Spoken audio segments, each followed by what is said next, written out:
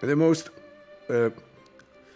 dramatic, bizarre, and grotesque and ironic story that I can tell that happened in my life has to do with the time when my father returned home to our town, Riga in Latvia, which is on the Baltic coast. He was from that particular region originally, but when the Nazis advanced and came very close to the city gates, he had to flee, and he left to go to a place that was a popular destination for the evacuees. It was in the East Central Asia, a city called Tashkent, which is the capital of Uzbekistan. When the war was over, he felt like it was time to go back to the apartment that he acquired before the war. He had 3 rooms in the center of the city, a very nice apartment. He comes back with his wife and me, a year old at the time, and to his surprise, he sees an old man living there. So my mother was very upset, but my father says, well, he's an old man and we have 2 rooms, it will be enough for all of us. It's okay, let him live. The little did he know that that man had 2 sons who at the time were imprisoned by the Soviet military for having been fighting with the SS.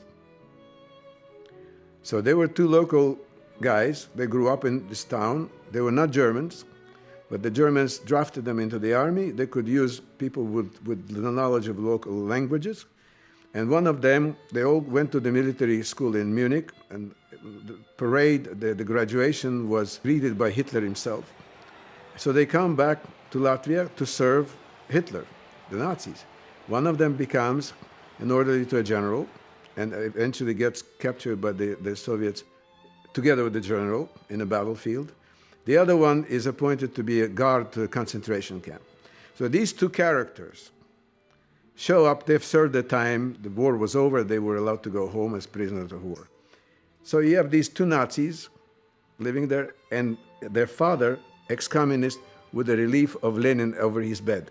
Now, how more grotesque does it get? It does get more grotesque. They were fantastic babysitters.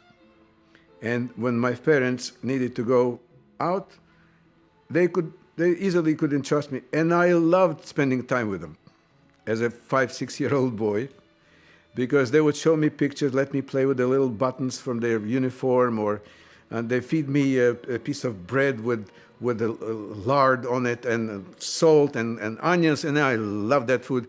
And right before my parents would come back, they would let me punch them in the stomach, and they would pretend they knock them out, and they would fall on the floor. Many, many, many years later, I come back to that city with my string quartet, which was called the Dallas String Quartet, on tour. And I am about to check into my hotel, and who do you think I see? One of 2 brothers. He is working there as a doorman in the uniform. He knew I was coming. The poster was there on the wall. And the first thing he said, I'm a totally different man.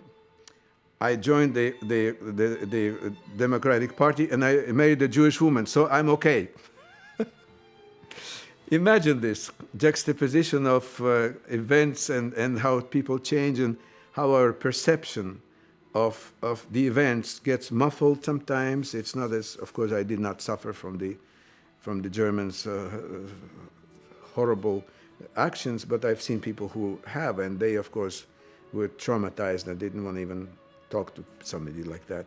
But for me, growing up and knowing, of course, what was going on and relating to it in a significant way, and yet being able to talk to them like normal people.